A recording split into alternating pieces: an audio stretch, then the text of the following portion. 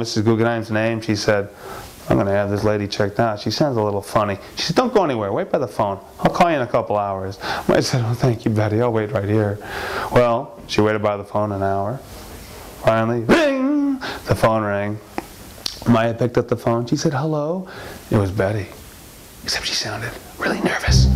She said, Maya, oh my God. She said, you want to believe what I found out? She said, I was talking to some people about that woman, Mrs. Guggenheim. She's crazy. Her and her husband were arrested in Australia 3 years ago. They're devil worshippers. They tried to sacrifice a baby to the devil. They're witches. She said, oh my God. She said, yeah, that necklace I gave you, it doesn't bring good luck to people. It brings bad luck. It has a thing called tannish root in it. Witches use it to put curses on people.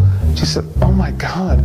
She said, and that health drink she's making for you, that's not a health drink. You know what it is? It's ground up cat hearts. She's feeding you cat hearts. Thank you.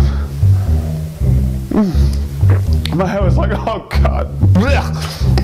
She said, and there's one more thing, Maya. Hello? Hello? The line went dead. Maya said, hello, Betty? Betty! There was no answer. She hung up the phone. Oh my God.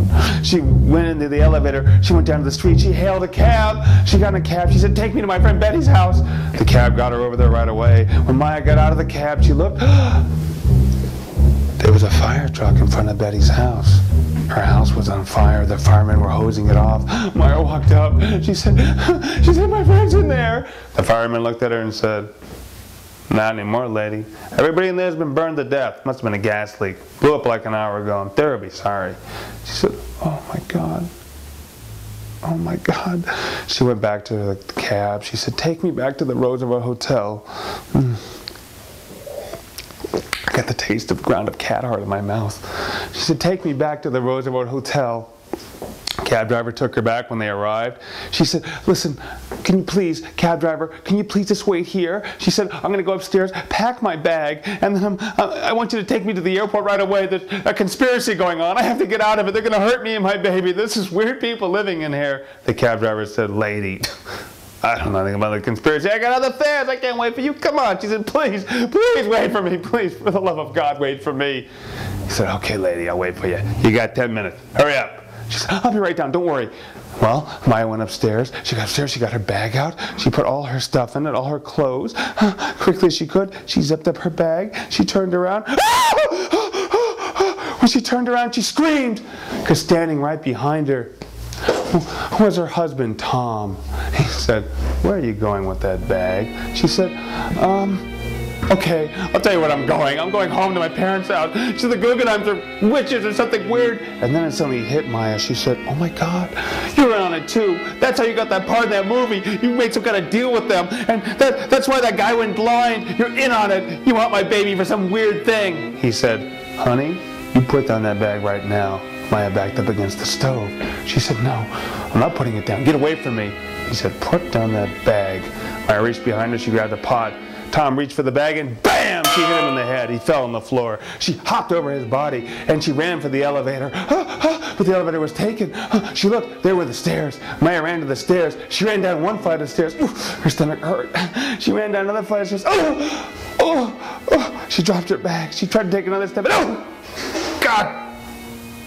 She passed out from the pain. When Maya woke up, she looked around. A couple days had gone by. She was back in her own room. She looked down. Her belly was flat. The baby was gone. She said, oh my God. Right then, Mrs. Guggenheim walked in the room. She said, you're awake. How you doing, my dear? She said, get away from me, you witch. Get away. And Mrs. Guggenheim said, well, what's this? I'm not a witch. Stop that. Tom walked in. He said, oh, you're awake. Thank goodness. She said, where's my baby, you two? Where's my baby? And Tom said, he looked at Mrs. Guggenheim, and he said, baby, our baby's dead.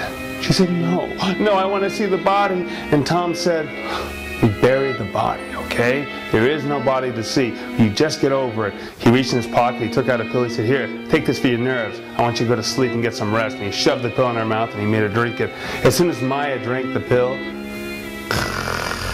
she fell asleep. But in the middle of the night, Maya woke up and she looked around.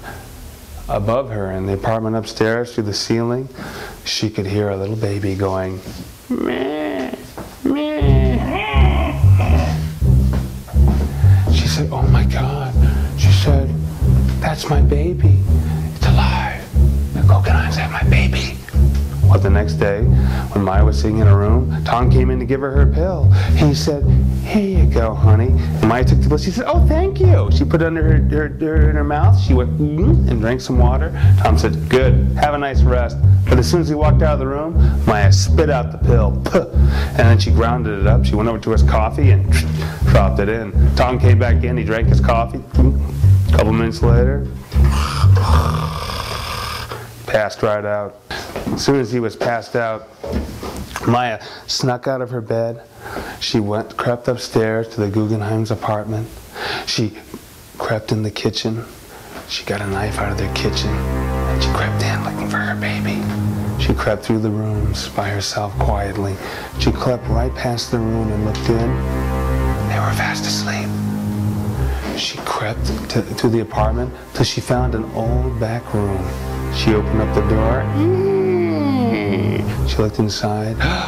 In the back of the apartment was a crib covered with black cloth, and hanging from the center of the crib was a cross upside down. Maya crept up to the crib. She looked over the side. When she looked in, she screamed, because inside the crib was a baby. But not a human baby. It was a devil's baby. It was covered with green skin. It had 2 little black horns. It had glowing red eyes and claws for hands. And Maya said, oh my God, it's a devil's baby. She lifted up her knife to kill it when all of a sudden the baby looked up at her and went, Mama, Mama. Maya said, oh my God. She said, you're my baby. The baby went, Mama. She said, oh. Maya put down the knife. She reached down. She grabbed the baby. She held it in her arms. She said, you're my baby, aren't you? The baby went, Mama. And I ripped out her throat.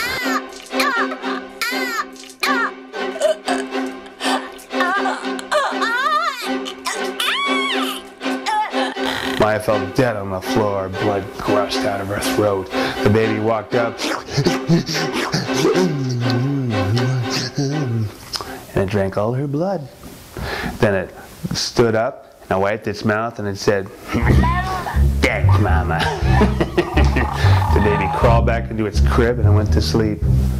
Well, who knows what happened to the devil's baby? Some people say the devil's baby grew up and became a teacher right here in LA. But who knows what really happened to the devil's baby?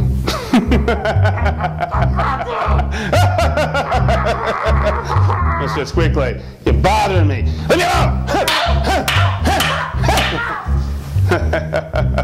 Nighty-night.